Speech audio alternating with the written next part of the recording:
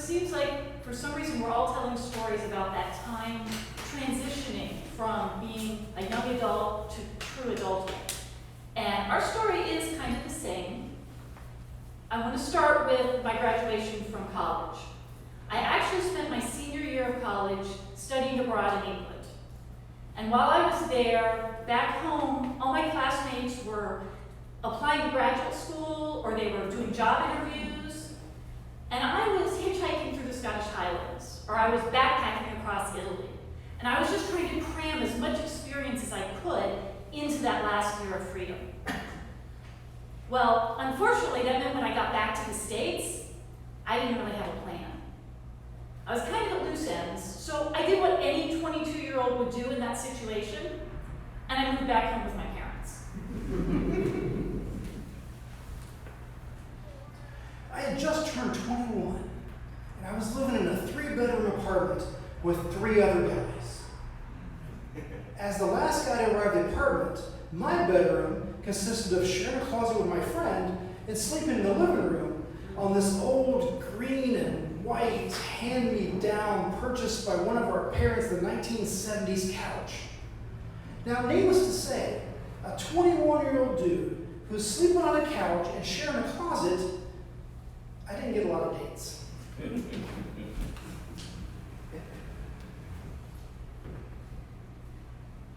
This was back in the days before cell phones and the internet had really connected the world. So when I got back, I discovered that I had lost touch with a lot of my old friends while I was in college. But there was one person that I knew I could call up. Her name was Heather, and we became friends back in the 3rd grade. In 3rd grade, I was the shy, nerdy girl who was new to the class. And Heather was the first person to smile at me and invite me to sit at the lunch table and really make me feel welcome. And we've been friends ever since then. So, as I expected, when I called her up out of the blue one day and said, "I'm back in town," she was thrilled, and she quickly, we got back into the conversation, and it felt like old times. And before the end of the conversation, she had actually asked me to go to a party that weekend. I had met my friend Heather while we were planning the summer camp for kids who had much relation to me. Heather gave me a call on our old landline phone and said, "Hey, my friend Jen has just gotten back in town from England from studying abroad. I think you should come meet her. We're going to be at a card party on Saturday night." Thinking to myself, yes, I would love to meet a woman at this time of my life. I was like, I'm ready to go. And I hung up the phone. And then it hit me. I had promised to play board games with my roommates on Saturday night. Now, we were big into board games in the board game industry, and one of our favorite games is a game called Axis and Allies. It's a World War II strategy game. We love this game so much that we actually did a statistical analysis to determine the optimal strategies for every country involved. It got to the point that by turn 4, we knew who was going to win the game. As I look back now, none of the guys in that apartment had a lot of dates.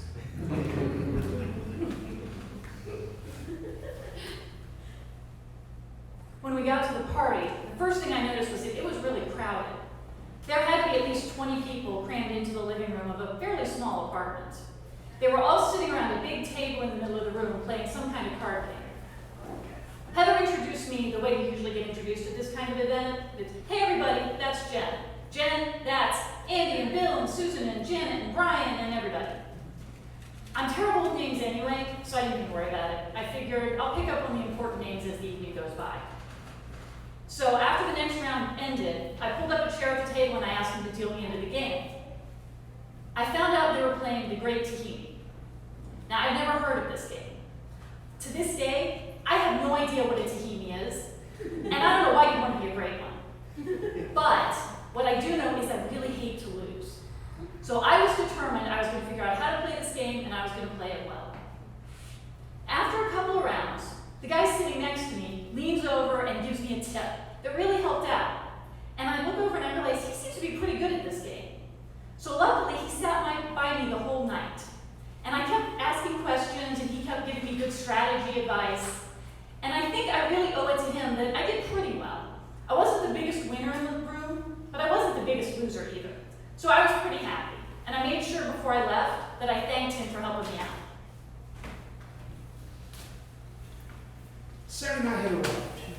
o'clock, and we brought out a board game. Now, the game we were going to play typically takes 3 hours to complete. At 7:20, I had lost the game on purpose. I'm very competitive, so it pained me to lose a game intentionally, but I really wanted to go to this card party and meet Jen. So I congratulated my roommates on expert play and just explained that I just wasn't on my game this night. And instead of waiting 3 hours for you all to finish this game, I'm going to head out to Andy's and go to the card party.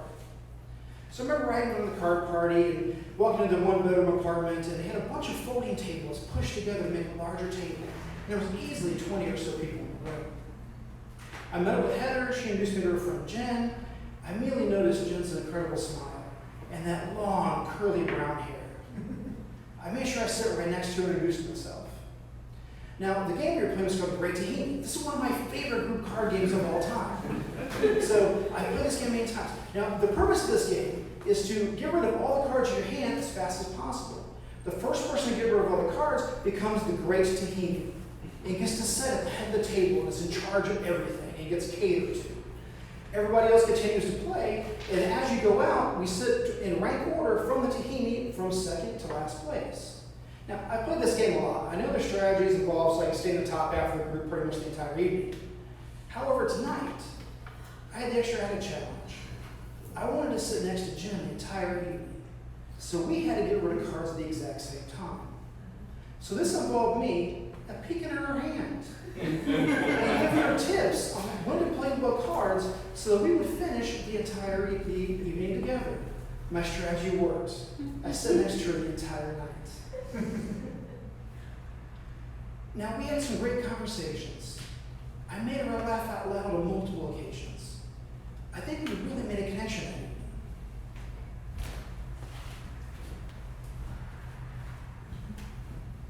A couple days later, Heather called me up again and asked me if I wanted to go out.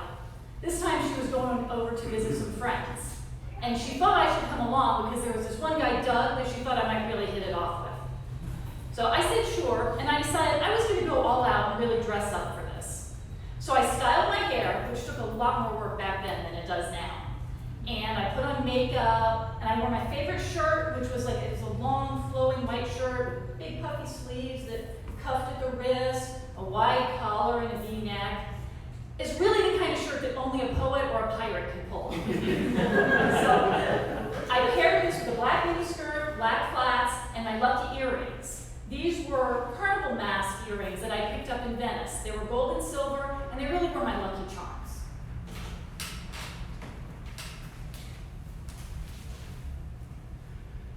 Heather and Jen came over to my apartment 2 nights after the card party. And I thought to myself, I did it. I charmed her. I made a great impression. She's in my apartment 2 nights later.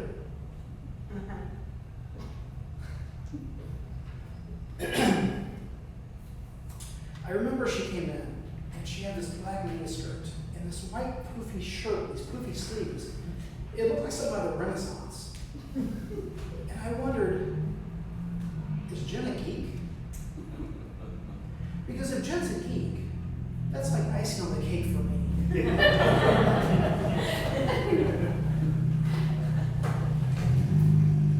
Heather suggested that we should pick up some ice cream on the way over. The guy's favorite flavor apparently was butter pecan. I'm really a chocolate kind of girl, but I wanted to make a good impression, so butter pecan it was. When we got there, it looked like the kind of apartment you'd expect 4 college guys to be living in. There was mismatched furniture that was probably hand-me-downs from their parents, including the most god-awful ugly couch I had ever seen. There was also a weight bench next to the dining room table, and a big TV with a video game console smack dab in the middle of the living room. And then I met Doug. And Doug was a real cutie. He had big brown eyes and an enchanting smile. And he was funny. He told great stories. So we sat around, we sat on an ugly couch and ate ice cream and shared stories. And by the end of the evening, it really felt like we'd known each other for a while. So when he asked me for my phone number, I was happy to give it to him. After a few minutes of having good conversations, I went to the kitchen and brought back a half-gallon of butter pecan ice cream and multiple spoons. We ate the ice cream right out of the container. Now, this was back in the day before they had Purell, when it was okay to share bacteria among friends. We had great conversations, and after several hours, it was time for Jen to leave. And this time, I made sure I got her phone number. Now, not want to come across as a desperate guy who's sleeping on the couch and sharing a closet, I waited the customary 24 hours before I gave her a call.